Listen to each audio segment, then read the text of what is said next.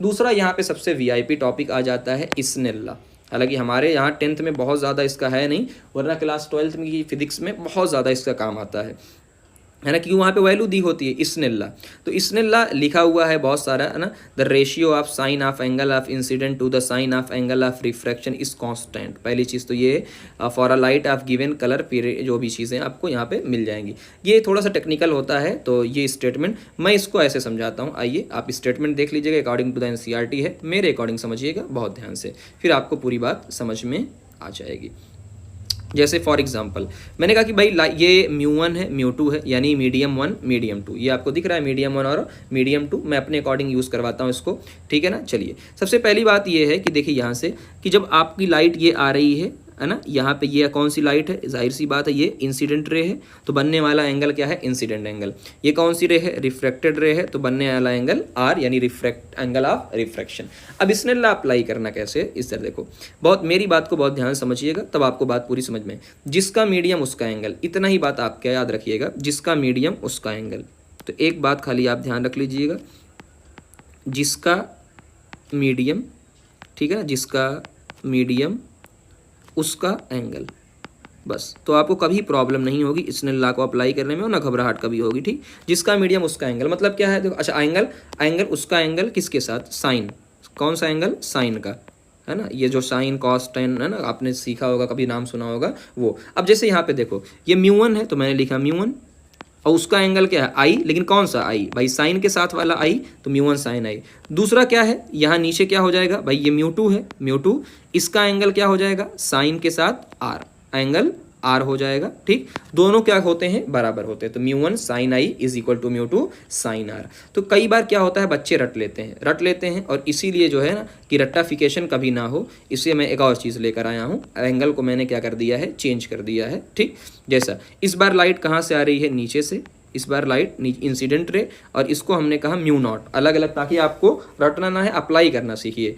यहाँ पे ये रिफ्रैक्टेड आपका रे है, और ये एंगल क्या है, बीटा मैंने माना, अल्फा बीटा। अब सिंपल सी बात, जिसका मीडियम देख लो, यहाँ पे आपको दिख रहा होगा μ0, उसका एंगल क्या है, अल्फा, तो μ0 उसका एंगल अल्फा, बराबर क्या हो जाएगा, यानी इक्वल टू, यहाँ पे म्यू इंटू बीटा, तो म्यू इंटू साइन बीटा। तो यहाँ आपको दिख रहा होगा, तो यानी एक चीज़ आपको दिख रहा होगा, जो वैल्यू आपने यहाँ पे देखी कि म्यू इंटू साइन आई, ये दोनों क्या है, कांस्टेंट होते हैं। कांस्टेंट का मतलब क्या है, बराबर देख लो भाई, μ1 साइन आई, μ2 साइन आई2 या साइन आर, है ना, तो ये क्या होते हैं, कांस्टेंट होते हैं। अब बात समझ में आ गई आपको। चलिए यहाँ पे कुछ बातें और ऐड करते हैं, फिर आपको और भी बातें समझ में आ जाएंगी, और एक और कॉन्सेप्ट, फिर उस बात की तरफ हम आपको ले गए हैं। तो टुवर्ड द नॉर्मल क्यों जाते हैं, है ना भाई, आप कहाँ गए, पहली चीज़ तो ये याद रख लो, जब भी रेयरर से डेंसर में जाएंगे, अभी समझाने के बाद मैं आपको पूरा निचोड़ बता दूंगा, जब भी रेयरर से डेंसर में जाते हैं तो आप कहाँ जाते हैं, टुवर्ड द नॉर्मल। ऐसा क्यों, तो दो अप्रोच है, अप्रोच नंबर ये है कि भैया देखो, ठीक है ना, कि जब हम रेयरर यानी μ1 कम है, डेंसर, जब भी हम रेयरर से डेंसर जा रहे हैं, तो एक मैंने मान लिया कि r क्या हो चुका है, कम, एक तरफ मैंने मान लिया कि r क्या हो चुका है, ज़्यादा। तो आइए देखते हैं इनमें से सही कौन है। According to the Snell law मैं आपको लिखवा सकता हूँ कि प्रूफ करो कि कौन कम है कौन ज़्यादा। तो आइए स्नेल लॉ को अप्लाई करते हैं इस फिगर के अंदर। तो मैंने ऊपर क्या लिखा, μ1, देख लिया, ऊपर μ1, उसका एंगल क्या है, i। तो यहाँ पे आप देख सकते हैं कि μ1 इंटू साइन आई मैंने लिख दिया, बराबर म्यू नीचे क्या है, μ2, और नीचे क्या है, साइन आर यानी i2। एक ही बात है, चाहे i2 लिखो चाहे साइन आर लिखो। अब खुद बताओ, जब आप नीचे की तरफ गए हो तो μ2 क्या हो चुका है, ज़्यादा, भाई डेंसर है तो आप क्या हो चुके हो, ज़्यादा। तो अगर एक एंगल ज़्यादा, एक क्या होगा, ज़्यादा, दूसरे को कम होना ही पड़ेगा, सर इसका हम कैसे मान लें, हालांकि हमारे 10th में वैल्यू नहीं है, आइए मानते हैं इसको। देखो 6 इंटू 4 क्या होता है, 24। जैसे ही मैंने लिखा 8 इंटू 3, ध्यान से गौर करना इस बात को, इससे अच्छा समझाने का तरीका मेरे पास फिलहाल तो नहीं है। भाई पहली संख्या क्या थी, 6, तो दूसरी संख्या क्या है, 4, लेकिन अभी भी क्या है, 24। पहली संख्या हो गई है ज़्यादा, तो दूसरी संख्या क्या हो चुकी है, कम, फिर लेकिन अभी भी कितना है, यहाँ पर भी क्या है, 24, यहाँ पर भी क्या है, 24। अब पहली संख्या को मैंने और ज़्यादा कर दिया है, तो दूसरी संख्या क्या हो चुकी है, और ज़्यादा कम, लेकिन अभी भी क्या है, 24। फिर मैंने 24 कर दिया, तो अगली संख्या क्या हो जाएगी, 1, क्या हो जाएगी, 1। तो यानी क्या है कि अगर एक को तुम बढ़ा रहे हो तो दूसरा वाले को क्या होना पड़ेगा, कम। मैंने प्रूफ आपको दे दिया है ना, विदाउट एक मैथ कैलकुलेशन। अगर एक को बढ़ा रहे हो तो दूसरा क्या होगा, कम होना पड़ेगा। तो अगर μ2 ज़्यादा है तो एंगल को कम होना पड़ेगा, एंगल को क्या होना पड़ेगा, कम होना पड़ेगा। तो आज इसका मतलब अप्रोच नंबर 1 क्या है, सही है। तो अप्रोच नंबर 1 क्या हो चुकी है हमारी, अप्रोच नंबर 1 हमारी सही है। बात समझ में आई।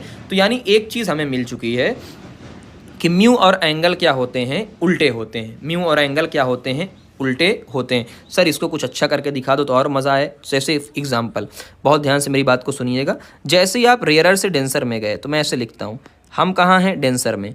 डेंसर में गए, एकदम बहुत इजी लैंग्वेज में समझना, आपको कभी कन्फ्यूज़न नहीं होगा, रटना नहीं पड़ेगा। डेंसर में गए तो डेंसर में जाने के बाद म्यू क्या हो जाएगा, ज़्यादा। और अगर म्यू ज़्यादा हो गया तो हमें एंगल क्या करना पड़ेगा, कम। तो एंगल क्या होगा, कम। तो एंगल क्या करना पड़ेगा, कम। और एंगल कम करने के लिए हमें कहाँ आना पड़ेगा, नॉर्मल के पास। नॉर्मल के क्या आना पड़ेगा, एंगल नॉर्मल के पास। अरे वाह सर, ये तो बहुत मज़ेदार चीज़ आ गई। और ऐसे ही मैंने कहा कि मैं डेंसर में नहीं जा रहा हूँ, मैं डेंसर से रेयरर में जा रहा हूँ। तो मैं यहाँ लिखता हूँ, अगर मैं रेयरर में गया, अगर मैं कहाँ गया, रेयरर में गया, अगर मैं कहाँ गया, रेयरर में, तो रेयरर का म्यू क्या है, कम। तो एंगल क्या होना पड़ेगा, ज़्यादा। तो अगर एंगल हो गया ज़्यादा, इसका मतलब मुझे नॉर्मल से कहाँ जाना पड़ेगा, दूर जाना पड़ेगा। बात समझ में आई। अब आपको रेक्टिफिकेशन कभी